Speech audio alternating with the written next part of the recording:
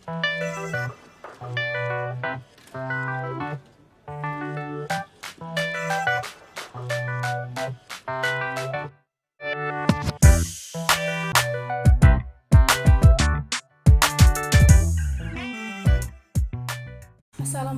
warahmatullahi wabarakatuh. Perkenalkan, nama saya Mahadi Febriani dengan NIM A1Q1222077.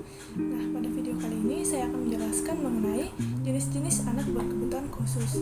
Perlu kita ketahui yang pertama yaitu pengertian anak berkebutuhan khusus.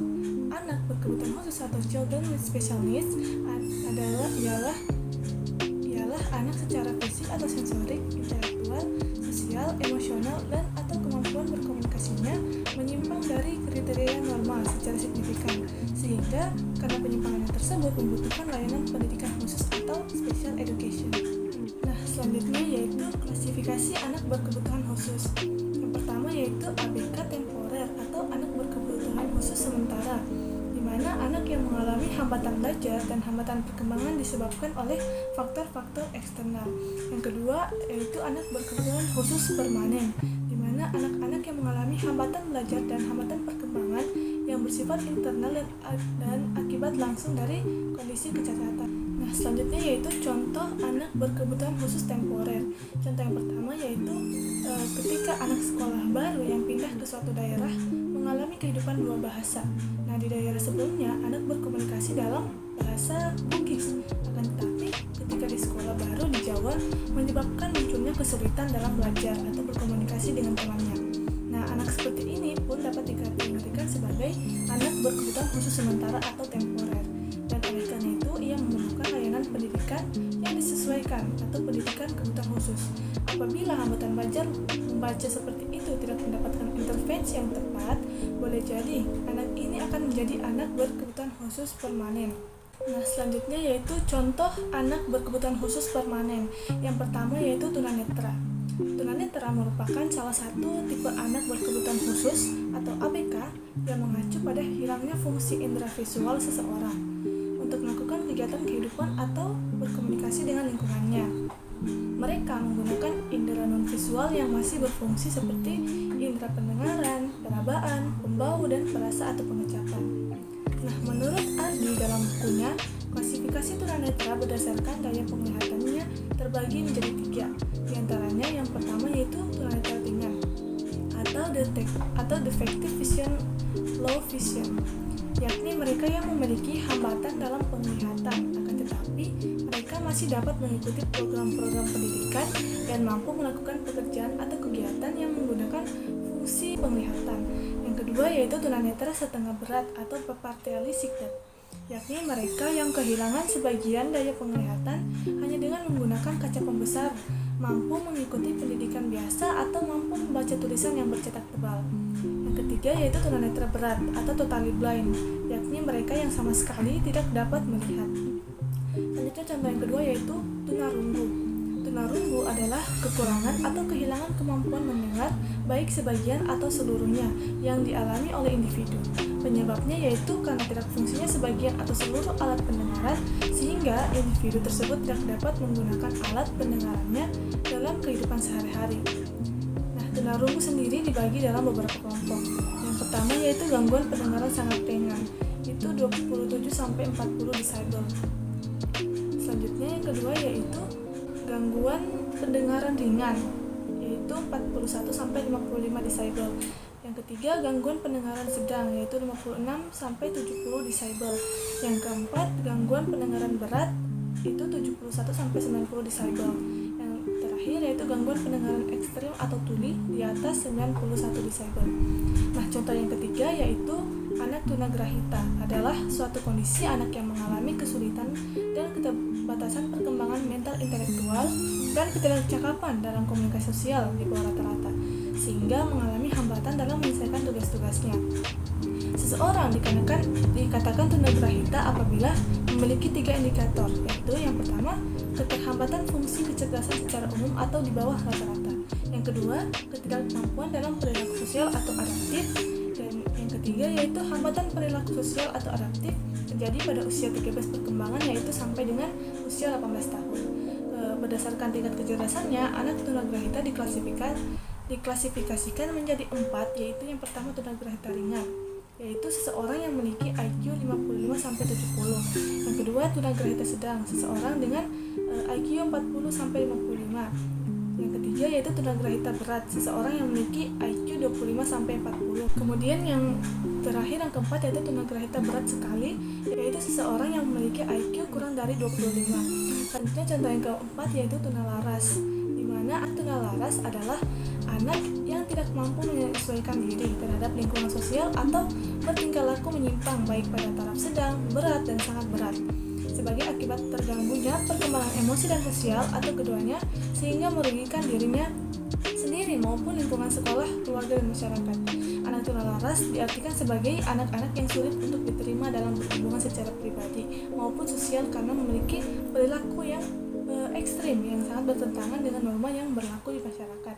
Nah, perilaku ini biasa terjadi secara tidak langsung dan disertai dengan gangguan emosi yang tidak menyenangkan bagi orang-orang di sekitarnya. Berdasarkan dari penjelasan tersebut, dapat diketahui bahwa anak tunalaras ini merupakan anak berkelainan emosi dan perilaku. Selanjutnya contoh yang kelima yaitu anak cerdas istimewa dan bakat istimewa atau CIBI.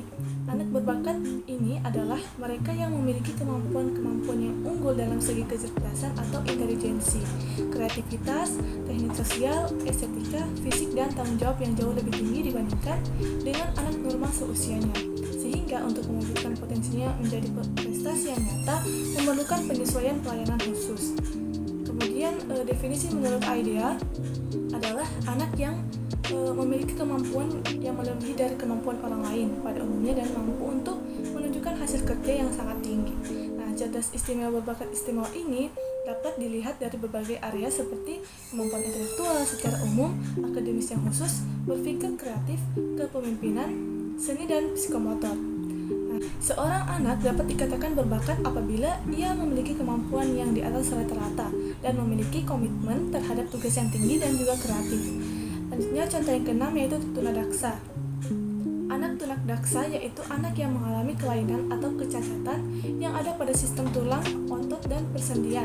Tunadaksa ini disebabkan oleh berbagai hal yang kelainan bawaan kecelakaan atau kerusakan otak. Tunadaksa berasal dari dua kata yaitu tuna dan daksa. Tuna memiliki arti kurang dan daksa yang berarti tubuh. Nah, tunadaksa juga dapat diartikan kekurangan yang ada pada tubuh. Kekurangan pada tunadaksa terlihat dari adanya anggota tubuh yang tidak sempurna. Tunadaksa terkadang disebut cacat, padahal tunadaksa hanya cacat pada anggota tubuhnya saja, bukan pada inderanya. Gangguan yang terjadi pada penyintas tunadaksa biasanya berpengaruh pada kecerdasan, komunikasi, gangguan gerak, perilaku, dan cara beradaptasi. Selanjutnya, jenis kecacatan anak tunadaksa terbagi menjadi 3. Yang pertama, tunadaksa taraf ringan, di mana kelompok ini lebih banyak disebabkan adanya kelainan anggota tubuh saja, seperti lumpuh, anggota tubuh berkurang atau buntung, dan cacat fisik lainnya. Kemudian yang kedua yaitu tunadaksa taraf sedang, di mana kelompok ini banyak dialami dari tuna akibat cerebral palsy atau tuna mental, yang disertai dengan menurunnya daya ingat walau tidak sampai jauh di bawah normal.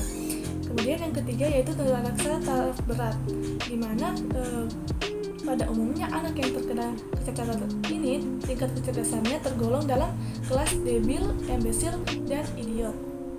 Selanjutnya contoh yang ketujuh yaitu autis. Autisme yaitu gangguan pada perkembangan neurobiologis yang kompleks dan berlangsung sepanjang hidup seseorang. Autisme biasanya memiliki masalah dengan interaksi sosial dan komunikasi, sehingga mereka mengalami kesulitan untuk berbicara atau mereka tidak fokus saat berkomunikasi. Terkadang, penyintas autisme memiliki perilaku yang harus mereka lakukan atau yang mereka lakukan berulang-ulang. Contohnya, mengatakan kalimat yang sama berulang-ulang.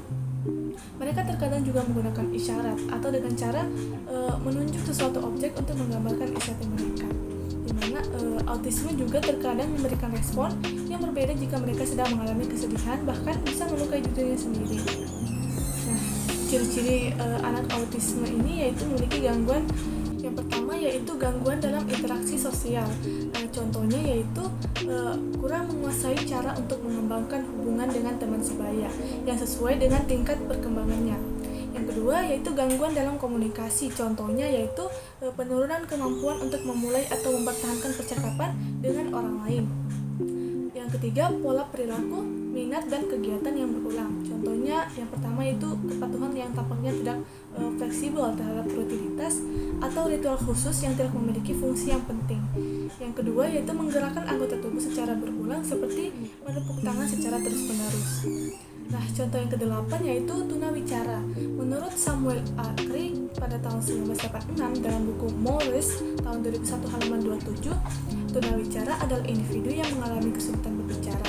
Hal ini dapat disebabkan oleh kurang atau tidak berfungsinya alat-alat bicara seperti rongga mulut, lidah, langit-langit, dan pita suara. Selain itu, kurang atau tidak berfungsinya organ pendengaran, keterlambatan perkembangan bahasa, kerusakan pada sistem saraf, dan struktur otot, serta ketidakmampuan dalam kontrol gerak juga dapat mengakibatkan keterbatasan dalam berbicara. Nah, ciri-ciri fisik dan psikis anak tunawicara adalah sebagai berikut. Yang pertama, berbicara keras dan tidak jelas. Yang kedua, suka melihat gerak bibir atau gerak tubuh teman bicaranya. Yang ketiga, telinga mengeluarkan cairan. Yang keempat, biasanya menggunakan alat bantu dengar. Yang kelima, yaitu bibir sumbing. Yang keenam, yaitu suka melakukan gerakan tubuh. Yang ketujuh, yaitu cenderung pendiam. Kedelapan, suara sengau. Dan yang terakhir, yaitu cadel. Contoh yang kesembilan, yaitu tunaganda, di mana anak dengan gangguan ganda ini adalah anak yang memiliki dua atau lebih gangguan sehingga diperlukan pendampingan, layanan pendidikan khusus, dan alat bantu belajar yang khusus. Nah, ciri-ciri atau tanda-tanda anak dengan gangguan ganda ini yang pertama, memiliki perpaduan dua hambatan atau lebih, misalnya disabilitas penglihatan dengan gangguan spektrum autisma. Nah, disabilitas penglihatan dengan disabilitas pendengaran, Down syndrome atau disabilitas intelektual dengan disabilitas pendengaran dan lain sebagainya. Yang kedua yaitu memiliki hambatan dalam berinteraksi sosial. Ke-10 yaitu slow learner. Slow learner ini atau biasa kita sebut dengan anak yang lamban belajar adalah anak yang memiliki potensi intelektual sedikit di bawah rata-rata tetapi belum termasuk gangguan mental. Mereka butuh waktu lama dan berulang-ulang untuk dapat menyelesaikan tugas-tugas akademik maupun non-akademik. Ciri-cirinya yang pertama yaitu fungsi pada kemampuan di bawah rata-rata kelas. Yang kedua, rata-rata prestasi belajar selalu rendah.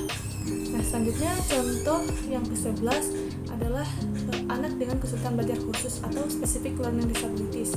Adalah anak yang mengalami hambatan atau penyimpangan pada satu atau lebih proses psikologis dasar berupa ketidakmampuan mendengar, berpikir, berbicara, membaca, menulis, mengeja, dan berhitung. Nah, ada 3 jenis anak dengan kesulitan belajar khusus. Yang pertama, anak yang mengalami kesulitan belajar membaca atau disleksia. Ciri-cirinya yaitu perkembangan kemampuan membaca lambat dan sering terjadi kesalahan dalam membaca.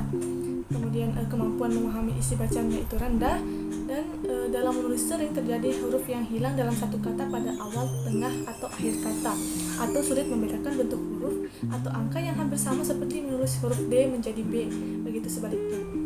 Nah, yang kedua, anak yang mengalami kesulitan belajar menulis atau disgrafia. Ciri-cirinya kalau menyalin tulisan sering terlambat selesai. Kemudian sering salah menulis huruf B dengan P, V dengan U, P dengan Q, angka 2 dengan 5, 6 dengan 9, dan sebagainya. Kemudian hasil tulisannya itu jelek dan tidak terbaca. Kemudian tulisannya banyak salah atau terbalik atau hurufnya hilang. Yang ketiga yaitu anak yang mengalami kesulitan belajar, berhitung, atau diskalkulia. Ciri-cirinya sulit mengoperasikan hitungan atau bilangan, sering salah membilang dengan urut, sering salah membedakan angka 9 dengan 6, 17 dengan 71, 2 dengan 5, 3 dengan 8, dan sebagainya. Lanjutnya contoh yang terakhir yaitu anak dengan gangguan pemusatan perhatian dan hiperaktivitas atau GPPH atau Attention Deficit and Hyperactivity Disorder atau ADHD adalah anak yang mengalami gangguan perkembangan yang ditandai dengan sekumpulan masalah berupa gangguan pengendalian diri, masalah rentang atensi atau perhatian, hiperaktivitas, dan impulsivitas yang menyebabkan kesulitan berperilaku, berpikir, dan mengendalikan emosi.